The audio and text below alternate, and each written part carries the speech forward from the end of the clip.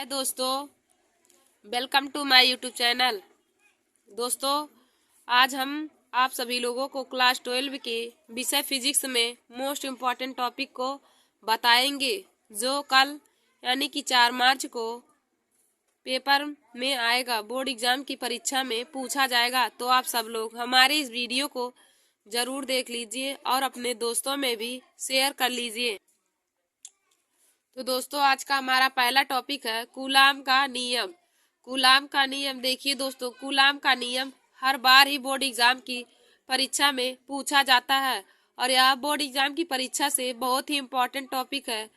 तो हम लोग कूलाम के नियम को लिखेंगे, तो इसमें लिखेंगे कूलाम के नियमानुसार किन्हीं दो आवेशों के बीच लगने वाला आकर्षण या प्रतिकर्षण बल दोनों आवेशों के मात्राओं के गुणनफल के अनुक्रमानुपाती तथा उनके बीच की दूरी के वर्ग के व्युत्क्रमानुपाती होता है। देखिए दोस्तों, कूलाम का नियम, तो इसमें लिखेंगे कूलाम के नियमानुसार किन्हीं दो आवेशों के बीच लगने वाला आकर्षण या प्रतिकर्षण बल दोनों आवेशों के मात्राओं के गुणनफल के समानुपाती तथा उनके बीच की दूरी के वर्ग के व्युत्क्रमानुपाती होता है। उनके बीच की दूरी के वर्ग के व्युत्क्रमानुपाती होता है। देखिए दोस्तों, कूलाम का नियम दोनों आवेशों के मात्राओं के गुणनफल के समानुपाती तथा उनके बीच की दूरी के वर्ग के व्युत्क्रमानुपाती होता है, तो उसे ही हम कूलाम का नियम कहते हैं। दोस्तों, कूलाम के नियम से हम लोग लिखेंगे एफ अनुक्रमानुपाती Q1 इंटू Q2, इसको समीकरण 1 मान लेंगे। एफ अनुक्रमानुपाती Q1 Q2, इसको समीकरण 1 मान लेंगे। और एफ व्युत्क्रमानुपाती 1/r², इसको समीकरण 2 मान लेंगे। एफ अनुक्रमानुपाती Q1 Q2, इसको समीकरण 1 मान लेंगे और एफ व्युत्क्रमानुपाती 1/r², इसको समीकरण 2 मान लेंगे। दोस्तों, अब हम लोग समीकरण 1 और समीकरण 2 की तुलना करेंगे, तो लिखेंगे समीकरण 1 व समीकरण 2 से।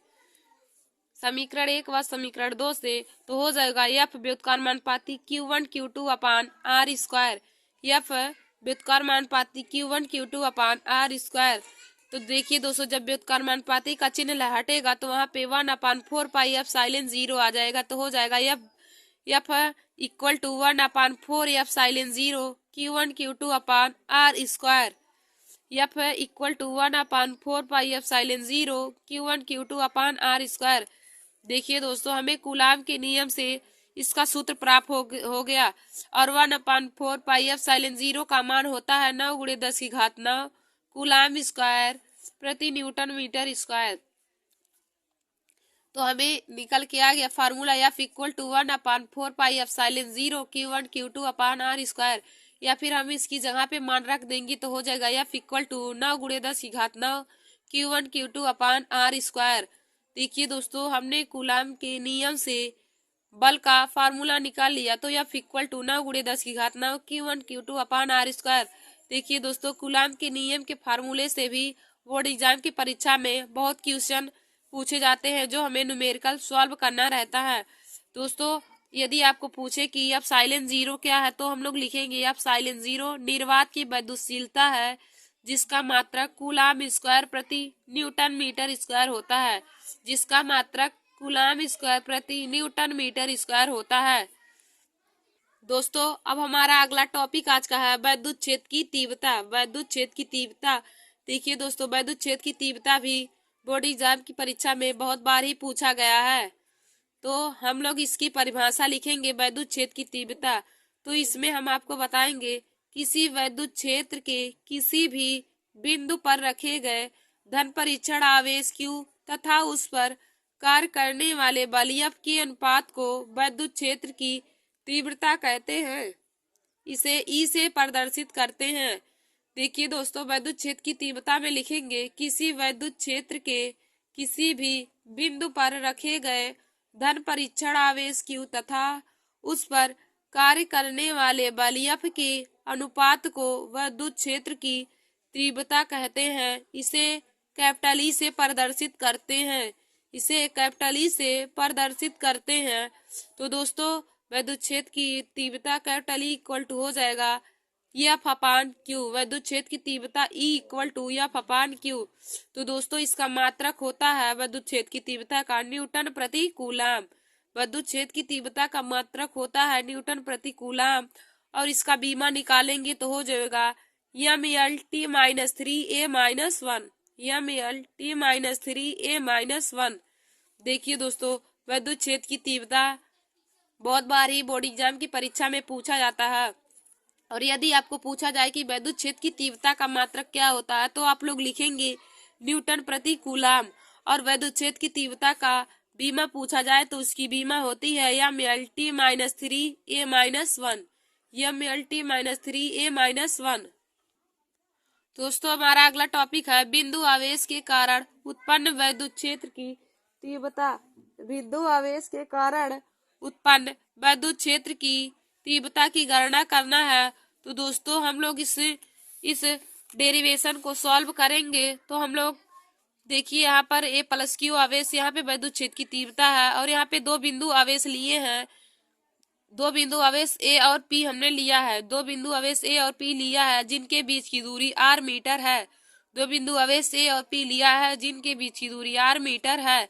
तो हम लिखेंगे यहाँ पे माना हमारे पास q कूलाम का एक आवेश है जिसे परावैद्युतांक के वाले माध्यम में रखा गया है। इस आवेश से r मीटर की दूरी पर स्थित बिंदु P पर वैद्युत क्षेत्र की तीव्रता हमें ज्ञात करनी है। माना हमारे पास q कूलाम का एक आवेश है जिसे परावैद्युतांक के वाले माध्यम में रखा गया है।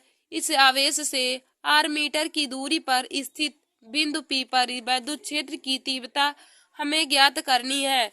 तो हम इसमें लिखेंगे दोस्तों आगे प्लस q आवेश के कारण स्थित P बिंदु पर उत्पन्न वैद्युत बल, q आवेश के कारण स्थित P बिंदु पर उत्पन्न वैद्युत बल। तो देखिए दोस्तों कूलाम के नियम से बल बराबर F इक्वल टू होता है 1/4 एप्सिलॉन 0 Q1 Q2 अपान R स्क्वायर। कूलाम के नियम से F इक्वल टू होता है 1/4 एप्सिलॉन 0 Q1 Q2 अपान R स्क्वायर। देखिए दोस्तों यहाँ से हम लोग Q0 को पक्षांतर कर देंगे, तो दोस्तों यहाँ से हम लोग Q0 को इसके बटे लिख देंगे तो हो जाएगा F upon Q0 equal to 1/4 epsilon 0 Q1 upon R square. F upon Q0 equal to हो जाएगा 1/4 epsilon 0 Q1 upon R square.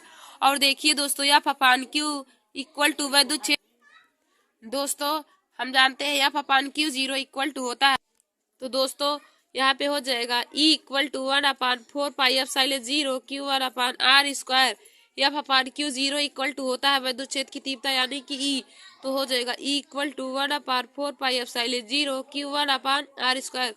दोस्तों हमें बिंदु आवेश के कारण उत्पन्न वैद्युत क्षेत्र की तीव्रता का फार्मूला निकल के आ गया E equal to 1/4 epsilon 0 Q1 upon R square.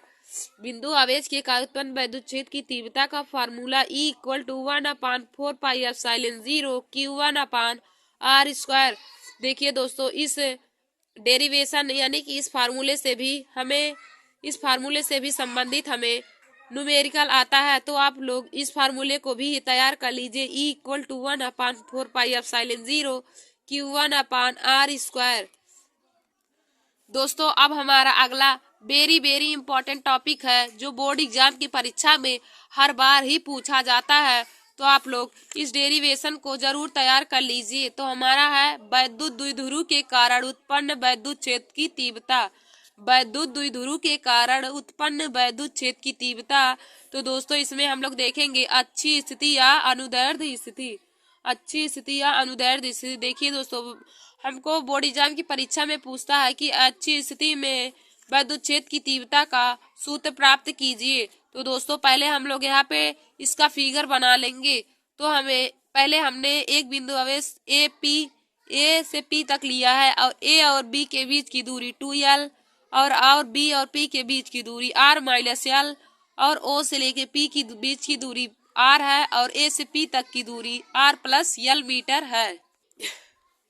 देखिए दोस्तों फिगर में हमने पहले एक बिंदु आवेश से P लिया है, तो A और P के बीच की दूरी R प्लस L मीटर है, और ए और बी की बीच की दूरी 2l, ओ से पी के बीच की दूरी r मीटर और बी से पी की बीच की दूरी r माइनस l मीटर है।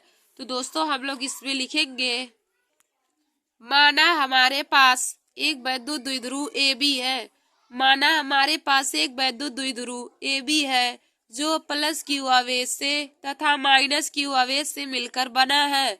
जो प्लस क्यू आवेश से तथा माइनस क्यू आवेश से मिलकर बना है, जिनके बीच की अल्पतम दूरी 2l है। जिनके बीच की अल्पतम दूरी 2l मीटर है और उससे P बिंदु पर वैद्युत क्षेत्र की तीव्रता ज्ञात करनी है। उससे P बिंदु पर स्थित वैद्युत क्षेत्र की तीव्रता हमें ज्ञात करनी है। तो दोस्तों हम लोग लिखेंगे प्लस क्यू आवेश से दूरी r प्लस l है और माइनस क्यू आवेश से दूरी r माइनस l मीटर है। प्लस क्यू आवेश से दूरी r प्लस l है और माइनस क्यू आवेश से दूरी r माइनस l है। देखिए दोस्तों, प्लस क्यू आवेश से दूरी r प्लस l मीटर है और माइनस क्यू आवेश से दूरी r माइनस l है। तो लिखेंगे प्लस क्यू आवेश के कारण बिंदु P पर उत्पन्न वैद्युत क्षेत्र की तीव्रता, प्लस क्यू आवेश के कारण उत्पन्न P बिंदु पर वैद्युत क्षेत्र की तीव्रता। तो E1 इक्वल टू हो जाएगा 1/4 pi epsilon 0 Q upon R plus L का whole square. E1 equal to हो जाएगा 1/4 pi epsilon 0 Q upon R plus L का होल स्क्वायर। फिर हम लोग इसको समीकरण 1 मान लेंगे, इसको समीकरण 1 मान लेंगे। फिर लिखेंगे माइनस क्यू आवेश के कारण बिंदु P पर उत्पन्न वैद्युत क्षेत्र की तीव्रता, माइनस क्यू आवेश के कारण उत्पन्न P बिंदु पर वैद्युत क्षेत्र की तीव्रता। तो हो जाएगा E2 equal to 1/4 pi epsilon 0 Q upon R minus L का whole square. E2 equal to हो जाएगा 1/4 pi epsilon 0 Q upon R minus L का होल स्क्वायर। इसको समीकरण 2 मान लेंगे। तो आगे लिखेंगे तो परिमाणी वैद्युत क्षेत्र की तीव्रता इक्वल टू हो जाएगा E1। तो परिणामी वैद्युत क्षेत्र की तीव्रता equal to E2 minus E1। तो परिणामी वैद्युत क्षेत्र की तीव्रता इक्वल टू हो जाएगा E2 माइनस E1। यानी कि हम लोग E2 में से E1 को घटा देंगे तो हमें परिणामी वैद्युत क्षेत्र की तीव्रता E निकल आएगा। तो हम लोग यहाँ पे लिखेंगे E1 equal to 1/4 pi epsilon 0 Q upon R minus L का whole square minus 1/4 pi epsilon 0 Q upon R plus L का होल स्क्वायर। देखिए दोस्तों, अब हम दोनों में से 1/4 पाई एप्सिलॉन 0 इंटू Q को कॉमन कर लेंगे तो हो जाएगा 1/4 pi epsilon 0 into Q। Common करेंगे तो ब्रैकेट में बचेगा 1/R माइनस L का whole square minus 1/R plus L का होल स्क्वायर। तो दोस्तों अब हम लोग इसका एलसीएम लेके इसको सॉल्व करेंगे तो हो जाएगा 1/4 पाई एप्सिलॉन 0 Q। ब्रैकेट में यहाँ पे इसका गुणा कर देंगे तो हो जाएगा R प्लस L का whole square minus R minus L का होल स्क्वायर अपान R की घात 4 माइनस L की घात 4। देखिए दोस्तों, यहाँ पे A माइनस B का होल स्क्वायर, यहाँ पे A प्लस B का होल स्क्वायर है। तो जब इसका मल्टीपल होगा तो आ जाएगा R की घात 4 माइनस L की घात 4। दोस्तों इसके बाद हम लोग आगे लिखेंगे 1/4 पाई एप्सिलॉन 0 Q अपान Q और ब्रैकेट में हो जाएगा, इसको जब A प्लस B के फार्मूले पे तोड़ देंगे तो हो जाएगा R square plus L square plus 2RL। फिर माइनस इसको करेंगे तो अंदर माइनस का गुणा भी कर देंगे तो हो जाएगा minus R square minus L square plus 2RL अपान R की घात 4 माइनस L की घात 4। देखिए दोस्तों, यहाँ पे R स्क्वायर प्लस में, यहाँ R स्क्वायर माइनस में, तो इससे A कट जाएगा और L स्क्वायर से माइनस L स्क्वायर दोनों कट जाएगा। तो हमारा आगे बचेगा equal to 1/4 pi epsilon 0 Q into bracket में 4RL अपान R की घात 4 माइनस L की घात 4। तो देखिए दोस्तों, 4RL को हम लोग 2QL इंटू 2L लिख सकते हैं, 2QL इंटू 2R लिख सकते हैं। तो हो जाएगा 1/4 pi epsilon 0 into 2QL into 2R upon R की घात 4 माइनस L की घात 4। और दोस्तों 2QL इक्वल टू होता है P, यानी कि वैद्युत द्विध्रुव आघूर्ण इक्वल टू वैद्युत द्विध्रुव P इक्वल टू होता है 2QL। तो इसकी जगह पे हम लोग P लिख देंगे तो हो जाएगा E equal to 1/4 pi epsilon 0 into P into P into 2r upon r की घात 4 माइनस यल की घात 4। देखिए दोस्तों हमारा आगे हो जाएगा E equal to 1/4 pi epsilon 0 into 2 pi r upon r की घात 4 माइनस यल की घात 4। देखिए दोस्तों यहाँ पे हम लोग यदि r is less than r हो तो यल इक्वल टू 0। यदि r का मान यल से बहुत छोटा हो तो हम लोग यल को 0 के बराबर मान लेंगे। यदि यल का मान r से छोटा हो तो हम लोग यल बराबर 0 मान लेंगे। तो हो जाएगा E equal to 1/4 pi epsilon 0 into 2pr गुणे r इंटू r क्यूब। इसको 0 हो जाएगा तो एक r से एक r कट जाएगा तो बचेगा E equal to 1/4 pi epsilon 0 into 2p upon r cube. देखिए दोस्तों वैद्युत द्विध्रुव की अच्छी स्थिति में हमारा फार्मूला निकल के आ गया E equal to 1/4 pi epsilon 0 into 2p upon r cube. वैद्युत द्विध्रुव की अच्छी स्थिति में वैद्युत क्षेत्र की तीव्रता का फार्मूला आ गया E equal to 1/4 pi epsilon 0 into 2p upon r cube. देखिए दोस्तों वैद्युत द्विध्रुव की अच्छी स्थिति वाला डेरिवेशन बहुत ही इम्पोर्टेंट है और यह हर बार ही बोर्ड एग्जाम की परीक्षा में पूछा जाता है। यह हर बार ही बोर्ड एग्जाम की परीक्षा में 5 नंबर में आता है। तो आप लोग इस डेरिवेशन को जरूर तैयार कर ले कि वैद्युत द्विध्रुव की अच्छी स्थिति में वैद्युत क्षेत्र की तीव्रता। तो देखिए दोस्तों आप लोग इस डेरिवेशन को एक बार फिर से देख लीजिए। और वैद्युत द्विध्रुव की अच्छी स्थिति में वैद्युत क्षेत्र की तीव्रता का फार्मूला निकल के आया है E equal to 1/4 pi epsilon 0 into 2p upon r cube. दोस्तों यहाँ पर p वैद्युत द्विध्रुव गुण और r बिंदुओं के बीच की दूरी है और 1/4 पाई एप्सिलॉन 0 का मान हम लोग जानते हैं 9 गुणे 10 की घात 9 होता है। तो हम लोग जब सवाल लगाएंगे तो इसकी जगह पे 9 गुणे 10 की घात 9 रख के सॉल्व कर लेंगे। दोस्तों अब हम लोग अगले टॉपिक को पढ़ेंगे। तो हमारा आज का अगला टॉपिक है वैद्युत बल रेखाओं के गुण। वैद्युत बल रेखाओं के गुण। तो दोस्तों वैद्युत बल रेखाओं के गुण भी बोर्ड एग्जाम की परीक्षा में बहुत बार ही पूछा गया है। तो हम लोग इसमें लिखेंगे वैद्युत बल रेखाओं के गुण में नंबर 1 वैद्युत बल रेखा सदा धन आवेश से प्रारंभ होकर ऋण आवेश पर समाप्त होती है। वैद्युत बल रेखाएं सदा धन आवेश से प्रारंभ होकर ऋण आवेश पर समाप्त होती हैं। हमारा दूसरा है वैद्युत बल रेखाओं के किसी बिंदु पर खींची गई स्पर्श रेखा उस बिंदु पर वैद्युत क्षेत्र की दिशा को प्रदर्शित करती है। वैद्युत बल रेखाओं के किसी बिंदु पर खींची गई स्पर्श रेखा उस बिंदु पर वैद्युत क्षेत्र की दिशा को प्रदर्शित करती है। दोस्तों हमारा तीसरा नंबर है दो वैद्युत बल रेखाएं कभी भी एक दूसरे को प्रतिच्छेदित नहीं करती हैं। यदि प्रतिच्छेदित करेंगी तो प्रतिच्छेदन बिंदु पर दो स्पर्श रेखा खींची जा सकती हैं जिनके द्वारा वैद्युत क्षेत्र की दो दिशाएं प्रदर्शित नहीं होंगी, जबकि यह असंभव है। देखिए दोस्तों या तो तीसरा बहुत ही इम्पोर्टेंट है वैद्युत बल रेखाओं के गुण में। या तीसरा बहुत ही इम्पोर्टेंट है और यह हर बार ही बोर्ड एग्जाम की परीक्षा में पूछा जाता है कि दो वैद्युत बल रेखाएं एक दूसरे को क्यों कभी भी प्रतिच्छेदित नहीं करती हैं। तो हम लोग उसमें लिख देंगे दो वैद्युत बल रेखाएं कभी भी एक दूसरे को प्रतिच्छेदित नहीं करती हैं, क्योंकि यदि वे प्रतिच्छेदित करेंगी तो प्रतिच्छेदन बिंदु पर अनंत स्पर्श रेखा होंगी जो कि असंभव है। दोस्तों आप लोग इतना ही लिख देंगे उसमें तो आपका आंसर सही हो जाएगा।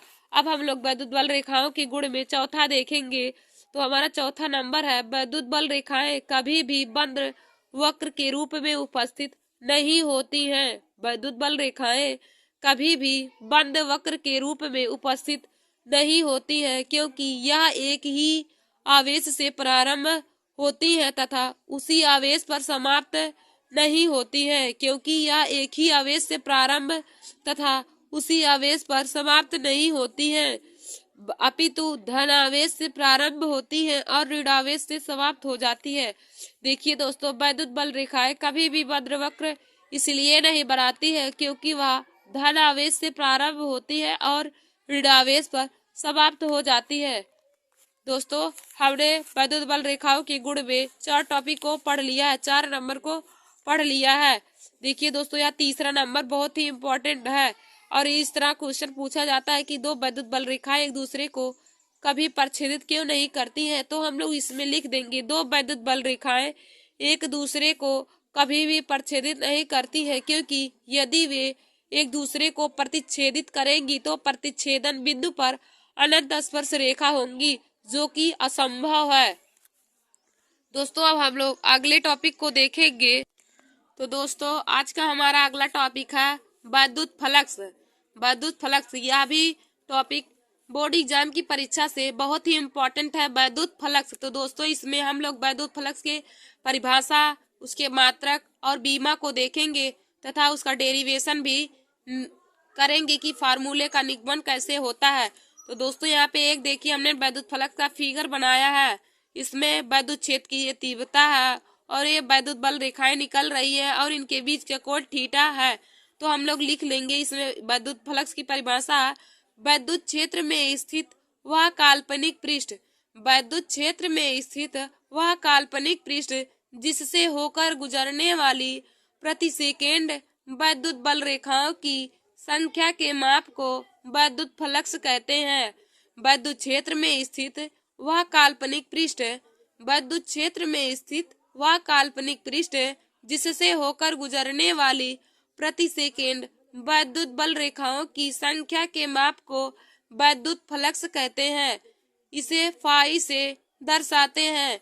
देखिए दोस्तों, वैद्युत क्षेत्र में स्थित वह काल्पनिक पृष्ठ जिससे होकर गुजरने वाली वैद्युत बल रेखाओं की संख्या के माप को वैद्युत फ्लक्स कहते हैं और वैद्युत फ्लक्स को हम फाई से दर्शाते हैं। और देखिए दोस्तों, फाई इक्वल टू होता है ई इंटू ए, वैद्युत फ्लक्स फाई इक्वल टू होता है ई इंटू ए और वैद्युत फ्लक्स का मात्रक होता है न्यूटन मीटर स्क्वायर प्रति कूलम, न्यूटन मीटर स्क्वायर प्रति कूलम। और वैद्युत फ्लक्स की बीमा होता है एम एल की पावर टी और टी की पावर -3 ए की पावर -1। वैद्युत फ्लक्स का मात्रक होता है न्यूटन मीटर स्क्वायर प्रति कूलम और इसका बीमा होता है एम एल की पावर 3 टी की पावर -3 और ए की पावर -1। देखिए दोस्तों, हमने वैद्युत फ्लक्स की परिभाषा जान लिया कि वैद्युत क्षेत्र में स्थित वह काल्पनिक पृष्ठ जिससे होकर गुजरने वाली प्रति सेकेंड वैद्युत बल रेखाओं की संख्या के माप को वैद्युत फ्लक्स कहते हैं। इसे फाई से दर्शाते हैं, वैद्युत फ्लक्स को फाई से दर्शाते हैं। और वैद्युत फ्लक्स फाई का फार्मूला होता है, वैद्युत फ्लक्स फाई इक्वल टू होता है ई इंटू ए, यानी कि वैद्युत क्षेत्र की तीव्रता और क्षेत्रफल के गुणनफल को हम लोग वैद्युत फ्लक्स कहते हैं। और वैद्युत फ्लक्स का मात्रक होता है न्यूटन मीटर स्क्वायर प्रति कूलम और वैद्युत फ्लक्स का बीमा होता है एम एल की पावर 3 टी की पावर -3 और ए की पावर -1। दोस्तों हम लोग इसका निगमन करेंगे। तो देखिए दोस्तों, होता है phi equal to E into D, तो हम लोग इसको अल्पतम लेंगे तो हो जाएगा डी फाई इक्वल, तो दोस्तों हो जाएगा D phi equal to E into D A, D phi equal to E into D A. हम लोग आगे लिखेंगे यदि वैद्युत रेखाएं क्षेत्र में थीटा कोण बनाते हुए गुजरे तो, यदि वैद्युत रेखाएं क्षेत्र में थीटा कोण बनाते हुए निकले तो हो जाएगा D phi equal to E into D A cos theta. यदि वैद्युत क्षेत्र रेखाएं क्षेत्र में थीटा कोण बनाते हुए गुजरे तो डी फाई इक्वल टू हो जाएगा E into D A cos theta. पूरे काल्पनिक पृष्ठ से होकर गुजरने वाली वैद्युत फ्लक्स फाई इक्वल टू हो जाएगा D phi equal to E D A cos theta. अब दोस्तों हम लोग दोनों पक्षों का समाकलन कर देंगे। तो लिखेंगे दोनों पक्षों का समाकलन करने पर तो हो जाएगा समाकलन डी फाई इक्वल टू समाकलन ई डी ए कॉस थीटा, समाकलन डी फाई इक्वल टू समाकलन ई डी ए कॉस थीटा। देखिए दोस्तों, तो हो जाएगा फाई इक्वल टू समाकलन ई डी ए और हमारा फाई इक्वल टू निकल के आ जाएगा E into A, phi equal to E into A. दोस्तों हमें वैद्युत फ्लक्स का फार्मूला निकल के आ गया phi equal to E into A, E into A यानी कि वैद्युत क्षेत्र की तीव्रता और क्षेत्रफल के गुणनफल को वैद्युत फ्लक्स कहते हैं। और दोस्तों वैद्युत फ्लक्स का मात्रक होता है न्यूटन मीटर स्क्वायर प्रति कूलम, न्यूटन मीटर स्क्वायर प्रति कूलम और इसका बीमा होता है एम एल की पावर 3 टी की पावर -3 और ए की पावर -1, एम एल की पावर 3 टी की पावर -3 ए की पावर -1। दोस्तों अब हम लोग आज के अगले टॉपिक को देखेंगे। तो आज का हमारा अगला और मोस्ट इम्पोर्टेंट टॉपिक है गॉस का प्रमेय अथवा गाउस का नियम, गॉस का प्रमेय अथवा गाउस का नियम। तो दोस्तों गैस का प्रमेय हर बार ही बोर्ड एग्जाम की परीक्षा में पूछा जाता है 5 नंबर में, और हम लोग इस गैस के प्रमेय को देखेंगे और उसके सूत्र के निगमन को भी करेंगे। तो हम लोग लिखेंगे, कार्ल फ्रीडरिच ने अपने प्रयोगों के द्वारा अध्ययन करके बताया कि किसी बंद पृष्ठ से होकर गुजरने वाला वैद्युत फ्लक्स फाई उस पृष्ठ द्वारा परिबद्ध कुल आवेश Q का 1/एप्सिलॉन गुने के बराबर होता है। कार्ल फ्रीडरिच ने अपने प्रयोगों के द्वारा बताया कि किसी बंद पृष्ठ से होकर गुजरने वाला कुल वैद्युत फ्लक्स उस पृष्ठ द्वारा परिबद्ध कुल आवेश Q का 1/एप्सिलॉन गुने के बराबर होता है, यानी कि फाई E इक्वल टू हो जाएगा Q upon epsilon 0। Phi E equal to हो जाएगा Q अपान एप्सिलॉन 0। तो दोस्तों अब हम लोग इसको प्रूव करेंगे कि phi E equal to Q upon epsilon 0 होता है कैसे। देखिए दोस्तों, इसको प्रूव करने को भी आता है, तो हम आपको प्रूव करना भी बताएंगे कि phi E equal to Q upon epsilon 0 कैसे होता है। तो हमने यहाँ पे एक फिगर बना रखा है गाउस के नियम में। तो देखिए दोस्तों, इस बिंदु से इस बिंदु के बीच की दूरी r मीटर है, और यह विद्युत क्षेत्र की तीव्रता है, और इसका क्षेत्रफल dA है, और यहाँ पे केंद्र पे प्लस Q आवेश उत्पन्न है, और यहाँ घन कोण है डी ओमेगा। घन कोण को हमने डी ओमेगा से दर्शाया है। तो हम लोग लिखेंगे प्रूफ में, तो हम लोग प्रूफ करेंगे तो यहाँ पे लिखेंगे प्लस क्यू आवेश एक परिबद्ध पृष्ठ ए के केंद्र पर रखा गया है। प्लस क्यू आवेश एक परिबद्ध पृष्ठ ए के केंद्र ओ पर रखा गया है, जिससे r मीटर की दूरी पर r मीटर की दूरी की त्रिज्या पर स्थित बिंदु P पर विद्युत क्षेत्र की तीव्रता ज्ञात करनी है। देखिए दोस्तों, हम लोग इसमें लिखेंगे प्लस क्यू आवेश एक परिबद्ध है जिसके एक केंद्र पर O रखा है, जिससे r मीटर की दूरी पर त्रिज्या पर स्थित बिंदु P पर विद्युत क्षेत्र की तीव्रता ज्ञात करनी है। तो हम लोग लिखेंगे प्लस क्यू आवेश के कारण उत्पन्न विद्युत क्षेत्र की तीव्रता E equal two plus Q आवेश के कारण बिंदु पर उत्पन्न विद्युत क्षेत्र की तीव्रता E equal to 1/4 pi epsilon 0 Q upon R square. E equal to 1/4 pi epsilon 0 Q upon R square. तो इसको हम लोग समीकरण 1 मान लेंगे। E equal to 1/4 pi epsilon 0 Q upon R square. तो इसको हम लोग समीकरण 1 मान लेंगे। तो आगे हम लोग लिखेंगे बिंदु P से होकर गुजरने वाला वैद्युत फ्लक्स। बिंदु P से होकर गुजरने वाला वैद्युत flux D phi equal to होता है EDA cos थीटा। बिंदु P से होकर गुजरने वाला वैद्युत flux D phi equal to होता है EDA cos थीटा। तो इसको हम लोग समीकरण 1 मान लेंगे। अब दोस्तों आगे लिखेंगे समीकरण 2 में E का मान रखने पर। हम लोग समीकरण 2 में E का मान रख देंगे, तो लिखेंगे समीकरण 2 में E का मान रखने पर तो हो जाएगा D phi equal to 1/4 pi epsilon 0 DA cos theta into Q upon R square. D phi equal to हो जाएगा 1/4 pi epsilon 0 DA cos theta into Q upon R square. और देखिए दोस्तों, DA cos theta upon R square का मान होता है D omega के। DA cos theta upon R square का मान होता है डी ओमेगा के। देखिए दोस्तों, DA cos theta upon R square D omega के बराबर होता है, यानी कि घन कोण। तो हम लोग लिखेंगे D phi equal to 1/4 pi epsilon 0 into D omega into Q, या इसको हम लोग समीकरण 2 मान लेंगे। और यहाँ पे लिखेंगे दोनों पक्षों का समाकलन करने पर। दोनों पक्षों का समाकलन करने पर अब हम दोनों पक्षों का समाकलन कर देंगे, तो हो जाएगा समाकलन डी फाई इक्वल टू समाकलन 1/4 pi epsilon 0 into D omega into Q। इसके बाद हो जाएगा समाकलन D phi equal to 1/4 pi epsilon 0 Q into समाकलन डी ओमेगा। देखिए दोस्तों, जो अचर पद रहता है वह समाकलन से बाहर निकल आता है, और जो नहीं रहता वह समाकलन में ही बचा रहता है। तो हो जाएगा phi equal to 1/4 pi epsilon 0 into Q upon 4 pi. Phi equal to हो जाएगा 1/4 pi epsilon 0 Q into 4 pi. D omega की जगह पर तो 4 पाई हो जाएगा। तो देखिए यहाँ से 4 पाई से 4 पाई कट जाएगा, तो बचेगा phi equal to Q upon epsilon 0। Phi equal to Q upon epsilon 0। तो दोस्तों हमें हमारा प्रूफ हो गया कि phi equal to Q upon epsilon 0। Phi equal to Q upon epsilon 0 हमें गॉस का प्रमेय का फार्मूला प्राप्त हो गया। Phi equal to Q upon epsilon 0। देखिए दोस्तों, तो दोस्तों यहाँ पे फाई इक्वल टू हो जाएगा क्यू अपान एफ साइलेंस 0। दोस्तों हमें गॉस के प्रमेय का फार्मूला प्राप्त हो गया। Phi equal to Q upon epsilon 0। दोस्तों आप सब लोग गॉस के प्रमेय को बहुत अच्छे तरीके से पढ़ लीजिएगा और इसके फार्मूले को भी, क्योंकि यह हर बार ही बोर्ड एग्जाम की परीक्षा में पूछा जाता है।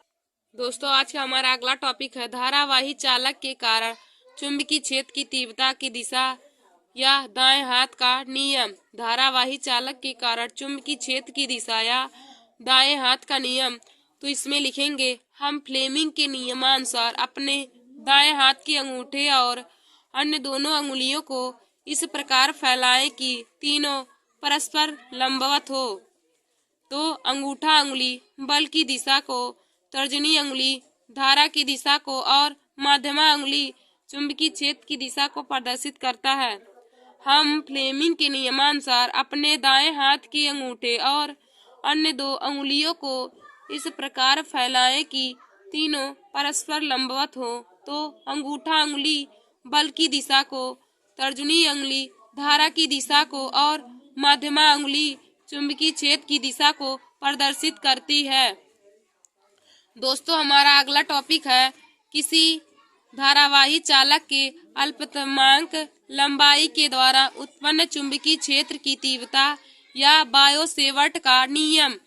किसी धारावाही चालक के अल्पतमांक लंबाई के द्वारा उत्पन्न चुंबकीय क्षेत्र की तीव्रता या बायो सेवर्ट का नियम। तो दोस्तों हम लोग इसमें एक फिगर यहाँ पे बनाएंगे, जिसमें देखिए हमने एक धारावाही चालक तार लिया है जिसमें बहने वाली धारा आई एम्पियर है। देखिए दोस्तों हमारा अगला टॉपिक मोस्ट इम्पोर्टेंट टॉपिक है बायो सेवर्ट का नियम। तो हमने इसमें एक धारावाही चालक तार लिया है जिसमें बहने वाली धारा आई एम्पियर है और चालक खंड के बीच की दूरी डेल्टा एल है और यहाँ पे एक बिंदु आवेश लिया है जिनके बीच की दूरी आर मीटर और इनके बीच बना कोण थीटा है। तो हम इसमें लिखेंगे हम एक चालक तार लेते हैं जिसकी लंबाई डेल्टा एल है तथा तार में आई एम्पियर की धारा प्रवाहित की जाती है। चालक से पी बिंदु तक की दूरी आर मीटर है तथा उनके बीच बना कोण थीटा है। तो हो जाएगा वैद्युत क्षेत्र की तीव्रता B इक्वल टू बी अनुक्रमानुपाती चालक में प्रवाहित धारा के, तो हो जाएगा B अनुक्रमानुपाती I, इसको समीकरण A मान लेंगे, और B अनुक्रमानुपाती डेल्टा एल इसको समीकरण 2 मान लेंगे।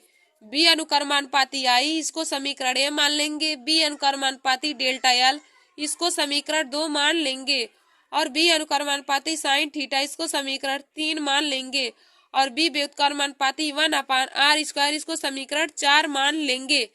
तो दोस्तों हम लोग यहाँ पे लिखेंगे समीकरण 1, समीकरण 2, समीकरण 3 व समीकरण 4 से। समीकरण 1, समीकरण 2, समीकरण 3 व समीकरण 4 से। तो हो जाएगा B अनुक्रमानुपाती ideal sine theta upon r², B अनुक्रमानुपाती ideal sine theta upon r²।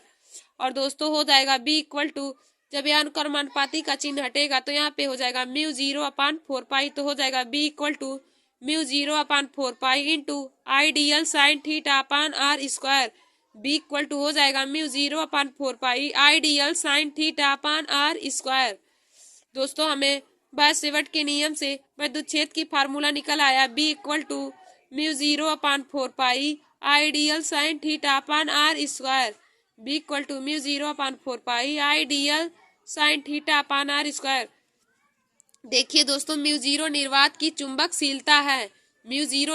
चुंबकशीलता है जिसका मात्रक न्यूटन प्रति एम्पियर स्क्वायर होता है। दोस्तों μ0 का मान होता है 4 पाई गुणे 10⁻⁷ न्यूटन प्रति एम्पियर स्क्वायर। μ0 का मान है 4 पाई गुणे 10⁻⁷ न्यूटन प्रति एम्पियर स्क्वायर और μ0/4 का मान होता है 10⁻⁷ न्यूटन प्रति एम्पियर स्क्वायर। म्यू 0/4 पाई का मान 10⁻⁻7 न्यूटन प्रति एम्पियर स्क्वायर और म्यू 0/2 पाई का मान होता है 2 × 10⁻⁷ न्यूटन प्रति एम्पियर स्क्वायर। म्यू 0 का मान 4 पाई × 10⁻⁷ न्यूटन प्रति एम्पियर स्क्वायर और म्यू 0/4 पाई का मान 10⁻⁷ न्यूटन प्रति एम्पियर स्क्वायर और म्यू 0/2 पाई का मान 2 × 10⁻⁷ न्यूटन प्रति एम्पियर स्क्वायर होता है। दोस्तों देखिए, आप सब लोग इस बायो सेवर्ट के नियम को जरूर तैयार कर लीजिए, क्योंकि यह हर बार ही बोर्ड एग्जाम की परीक्षा में पूछा जाता है। तो बायो सेवर्ट के नियम से हमें फार्मूला B = आ गया mu 0/4 pi into ideal sine theta upon R square और म्यू 0 निर्वात की चुंबकशीलता है। म्यू 0 निर्वात की चुंबकशीलता है जिसका मात्रक न्यूटन प्रति एम्पियर स्क्वायर होता है। दोस्तों देखिए दोस्तों, आगे हमें निर्वात की चुंबकशीलता म्यू 0 तथा निर्वात की वैद्युतशीलता एप्सिलॉन 0 में संबंध भी पूछता है। निर्वात की चुंबकशीलता म्यू 0 तथा निर्वात की वैद्युतशीलता एप्सिलॉन 0 में संबंध होता है, तो इसका संबंध का फार्मूला होता है mu 0 into epsilon equal to 1/c²। Mu 0 into epsilon 0 equal to होता है 1/c², जहाँ पर c प्रकाश की चाल होता है और म्यू 0 निर्वात की वैद्युतशीलता और एप्सिलॉन 0 निर्वात की चुंबकशीलता होता है। दोस्तों म्यू 0 निर्वात की चुंबकशीलता और एप्सिलॉन 0 निर्वात की वैद्युतशीलता होता है और c प्रकाश की चाल है। और यहाँ से हम लोग जब c का मान निकालेंगे तो हो जाएगा c = 1/√में mu 0 into epsilon 0। c equal to हो जाएगा 1/√में म्यू 0 इंटू एप्सिलॉन 0। देखिए दोस्तों, निर्वात की चुंबकशीलता म्यू 0 तथा निर्वात की वैद्युतशीलता एप्सिलॉन 0 में संबंध होता है। Mu 0 into epsilon 0 equal to हो जाएगा 1/c²। Mu 0 into epsilon 0 equal to 1/c², यानी कि c इक्वल टू हो जाएगा 1/√में म्यू 0 इंटू एप्सिलॉन 0। दोस्तों यह दोनों में संबंध बहुविकल्पी क्वेश्चन में भी पूछा जाता है कि निर्वात की वैद्युतशीलता और चुंबकशीलता में संबंध, तो यही हो जाएगा mu 0 into epsilon 0 equal to 1/c² या फिर c इक्वल टू हो जाएगा 1/√में म्यू 0 इंटू एप्सिलॉन 0 मीटर प्रति सेकेंड। दोस्तों हमारा अगला टॉपिक है गतिमान आवेश के कारण उत्पन्न चुंबकीय क्षेत्र। गतिमान आवेश के कारण उत्पन्न चुंबकीय क्षेत्र, तो दोस्तों हम लोग लिखेंगे माना q आवेश डेल्टा t समय में dl दूरी तय करता है। माना q आवेश डेल्टा t समय में डेल्टा dl दूरी तय करता है। तो दोस्तों दूरी का सूत्र होता है, दूरी इक्वल टू हो जाएगा चाल गुणे समय। दूरी बराबर होता है चाल गुणे समय, यानी कि डेल्टा l इक्वल टू हो जाएगा v into delta t। Delta dl equal to हो जाएगा v इंटू डेल्टा t। इसको हम लोग समीकरण 1 मान लेंगे। Delta d equal to v into delta t, इसको समीकरण 1 मान लेंगे। तो आगे लिखेंगे माना आवेश धारा आवेश प्रवाह में प्रवाहित धारा। माना आवेश प्रवाह में प्रवाहित धारा I इक्वल टू होता है q/डेल्टा t। माना आवेश प्रवाह में प्रवाहित धारा I इक्वल टू हो जाएगा q/डेल्टा t। इसको हम लोग समीकरण 2 मान लेंगे। माना आवेश प्रवाह में प्रवाहित धारा I इक्वल टू q/डेल्टा t, इसको समीकरण 2 मान लेंगे। तो हम आगे लिखेंगे बायो सेवर्ट के नियम से B इक्वल टू हो जाएगा mu 0/4 pi into ideal sine theta upon r²। Bio Savart के नियम से B इक्वल टू होता है mu 0/4 pi into ideal sine theta upon r²। इसको समीकरण 3 मान लेंगे। देखिए दोस्तों, दूरी बराबर हो जाएगा चाल गुणे समय, यानी कि delta l equal to v into delta t। इसको समीकरण 1 मान लेंगे। और माना आवेश प्रवाह में प्रवाहित धारा I इक्वल टू q/डेल्टा t, इसको समीकरण 2 मान लेंगे। और बायो सेवर्ट के नियम से होता है B equal to mu 0/4 pi into ideal sine theta upon r²। इसको समीकरण 3 मान लेंगे। अब हम लोग समीकरण 1 समीकरण 2 का मान समीकरण 3 में रख देंगे। समीकरण 1 और समीकरण 2 का मान समीकरण 3 में रख देंगे, यानी कि डेल्टा l और I का मान समीकरण 3 में रख देंगे। तो यहाँ पे लिखेंगे समीकरण 1 व समीकरण 2 का मान समीकरण 3 में रखने पर, तो B इक्वल टू हो जाएगा म्यू 0/4 पाई इंटू q/डेल्टा t into v into delta t sine theta upon r²। B equal to हो जाएगा mu 0/4 pi Q upon delta T गुणे V into delta T into sine theta upon R square. तो हो जाएगा, देखिए दोस्तों यहाँ से डेल्टा टी कट जाएगा, तो हो जाएगा B equal to mu 0/4 pi into Q V sine theta upon R square. तो दोस्तों हमें बी का, तो हमें वैद्युत क्षेत्र की तीव्रता का फार्मूला आ गया mu 0/4 pi into Q V sine theta upon R square. दोस्तों हमें गतिमान आवेशों के कारण उत्पन्न वैद्युत क्षेत्र की तीव्रता का फार्मूला आ गया, गतिमान आवेश के कारण उत्पन्न वैद्युत क्षेत्र की तीव्रता का फार्मूला आ गया B equal to mu 0/4 pi Q V sine theta upon R square. B equal to mu 0/4 pi Q V sine theta upon R square निकल के आ गया। दोस्तों हमारा अगला मोस्ट इम्पोर्टेंट टॉपिक है लॉरेंज बल, गतिमान आवेशित कण पर लगने वाला बल या फिर लॉरेंज बल। तो हम लोग लॉरेंज बल की परिभाषा को पढ़ेंगे। लॉरेंज बल की परिभाषा को, जब कोई आवेशित कण किसी चुंबकीय क्षेत्र में गति करता है, जब कोई आवेशित कण किसी चुंबकीय क्षेत्र में गति करता है तो उस पर चुंबकीय क्षेत्र के द्वारा आरोपित बल को लॉरेंज बल कहा जाता है। जब कोई आवेशित कण किसी चुंबकीय क्षेत्र में गति करता है तो उस पर चुंबकीय क्षेत्र के द्वारा उत्पन्न आरोपित बल को लॉरेंज बल कहते हैं और लॉरेंज बल को एफ से दर्शाते हैं। तो लॉरेंज बल एफ इक्वल टू हो जाएगा Q V V sine theta. Lorentz बल F equal to Q V V sine theta. देखिए दोस्तों यह बल है, क्यू आवेश, वी चुंबकीय, वी चुंबकीय क्षेत्र की तीव्रता और वी उसका वेग है।